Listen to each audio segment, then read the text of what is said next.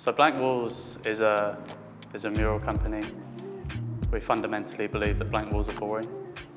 That's what we're about, that's what's in our blood, that's what gets us up in the morning. You'll walk past them and not notice them. But when you add art to a wall, you put a mural on your wall, you can't help but notice it. It adds beauty to the area, it builds communities, and that's a big part of why we do what we do. At Blank Walls, we want to be leading the way for how we run festivals in Australia and shining a light on local artists. The goal for us is to do this all over the world. We want to target communities that just need a bit of colour or life put back into them, try and drive a bit more tourism back through regional Western Australia or around Australia in general, beautify them through street art and mural art, as well as support the local artists and local communities that are living in those cities as well. Street art can bring in people from all walks of life. It's for everyone to enjoy. It's a public gallery, you don't need a ticket to enter. It's there to enjoy 24/7. Perth has an incredible art scene. The talent on display here is amazing, and we need to be showcasing that to the world. We need to be putting Perth on the map as this destination that you can come to see street art, and that's what we're all about. So the short-term benefits was definitely about not only the public getting to interact with artists. I think that's a really important part of the whole process of art. But for us to be able to provide benefit to the whole artistic community, I know it's been a tough time during COVID, so we specifically at the city made sure we've invested a lot because we want to see that sort of economy thrive. We want to see artists still here at the end of the pandemic. In terms of long-term benefits, having art that is visually pleasing, obviously, it makes it a really fantastic place for people to come and talk about it. And knowing that there's more than one art piece means that people will actually spend time lingering and travelling along Beaufort Street. People walking into the gallery saying how much they've appreciated being able to witness the artist painting from start to finish, being able to actually have conversations with these artists which they never would have met otherwise.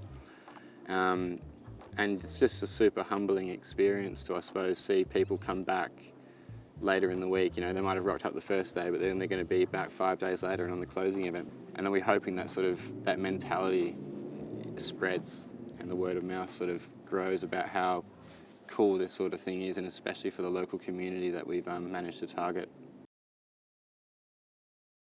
For the festival, it's about all ages, bringing the whole family out to see these amazing murals, have a day out and enjoy it. Do a street art workshop, have a tour, learn about the area where you live and get that sense of pride of where you come from. That's what we wanted to build. That's what a successful festival will mean for me, and also building that legacy for years to come.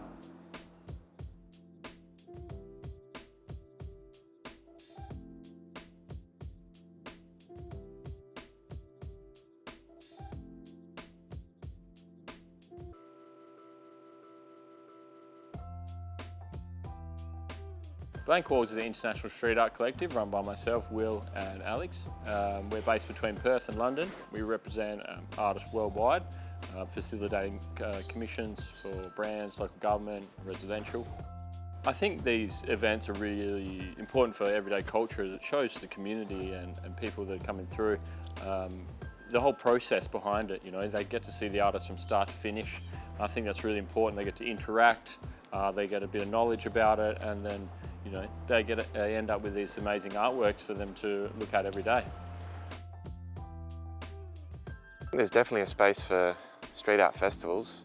In Perth, obviously it's a smaller city, but when it's planned like this, what I like about it's just like an explosion of art all in one go, and I think that really catches people's eyes. The people walking around yesterday were captivated by art all happening at once, and the real festival vibe is great. The building I'm painting this mural on used to be a horse stables, so then I took that fact and did the mural about different forms of transport in the kind of Mount Lawley Inglewood area. So I got a tram there, a got someone riding a bike, I've got someone riding a horse, I've got cars from different historical periods. So it's more like celebrating different forms of transport in the Inglewood, Mount Lawley area. What hands could mean in regards to people that are visually impaired and people that are also deaf and how they sign. So I was speaking a little bit with Kai and his education assistant at the school, and she was showing me everything about how he reads Braille and how she makes Braille for him. That translates all the lesson plans and all the readings that he has to do but into Braille format. And I thought it was really cool, so I just kind of wanted to bring that language to the forefront in this mural. And Kai's a Noongar student at the school too, so it's perfect in the way that there's that shared sense of connection between him and Cam, both being Noongar, and I feel like Kai might be reading the stories that Cam's illustrating through touch, how he's got his hands hovering over the work, so there's that interplay there. The theme of visibility in terms of just like representation, so mine just representing sort of culture and country, and Hope representing one of his students, and often a overlooked portion of society, I guess. So he's all about representing minorities and sort of giving voices to the voiceless as well. So it's kind of nice that those two sort of things come together. So the concept behind the piece I'm painting on the back of the Astor Theatre is very live music based, obviously the Astor being a home for live music within the area. The piece revolves around two main characters with a double exposure to show a lot of movement within the piece. On top of that, I've created an anamorphic border around it, so it looks like the characters are popping out of the wall. My concept for this mural at No More Blank Walls is kind of a play on words with Beaufort Street. So I tend to do a lot of research on native flora and species that are significant in some way to the areas where I'm painting. So this one is a type of bottle brush that's part of the Beaufortia family. It's known as a sand bottle brush. And so the Beaufortia is just kind of a play on Beaufort Street. Well, this one kind of draws inspiration from like local crew in the area. This hub, like, I've kind of grown up in Mount Lawley when I first moved to Australia, and it's very much, you know, like a theatre, music kind of precinct. So it's like three big portraits of kind of like local performers that have influenced like the area. This one that I'm just finishing here is a friend of ours, Sian. She's like an Indigenous musician, performer, and it's kind of run in her family because her mum, Amanda D, is also like a performer in Perth. I'm doing a piece here for the Astor Theatre in Beaufort Street in Mount Lawley.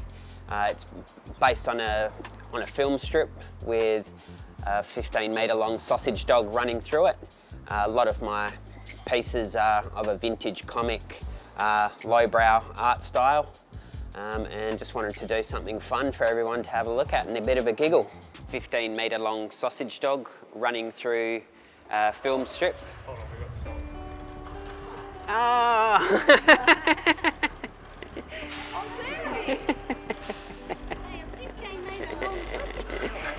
Yeah, the concept of my painting through this festival is kind of like, I see it like the catalyst between all the bigger murals.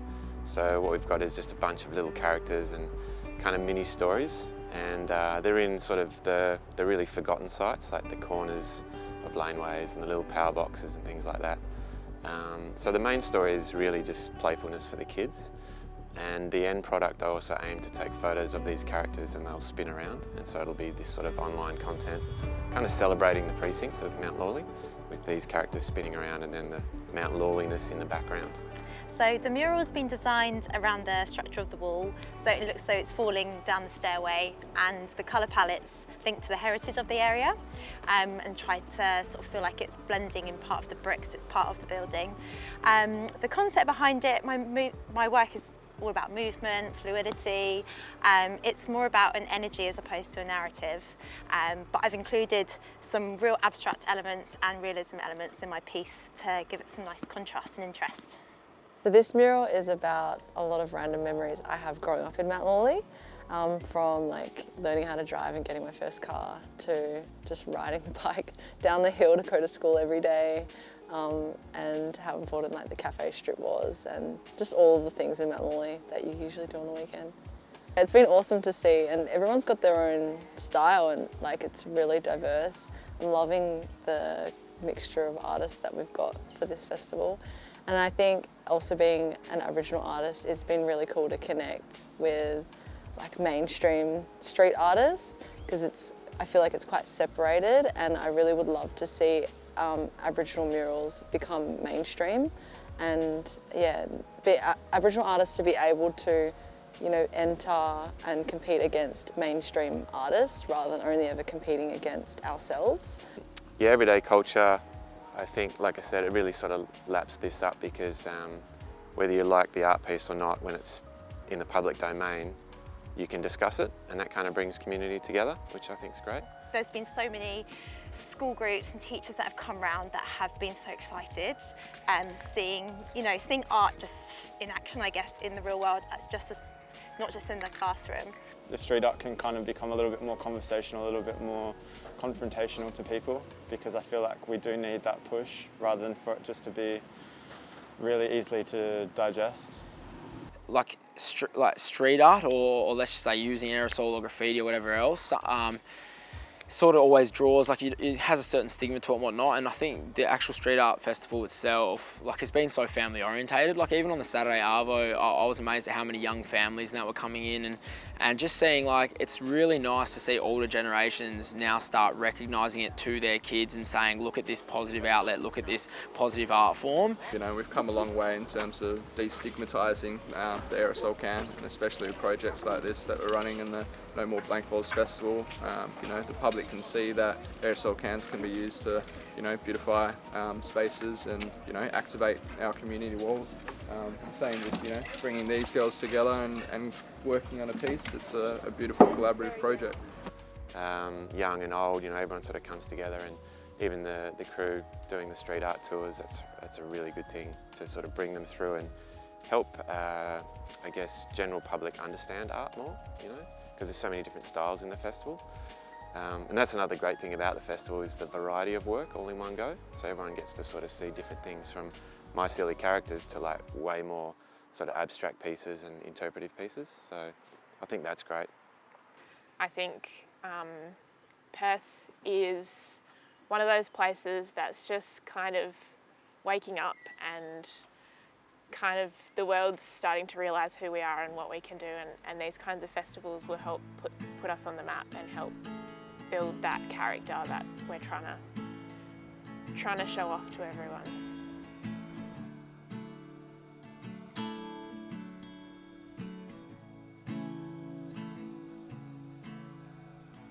Tied up with all of the waves that'll carry you.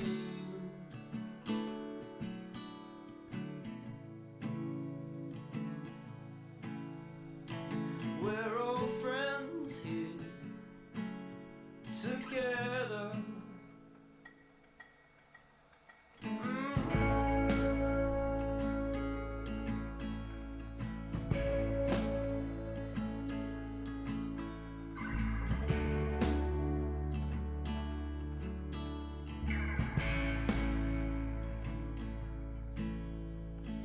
Water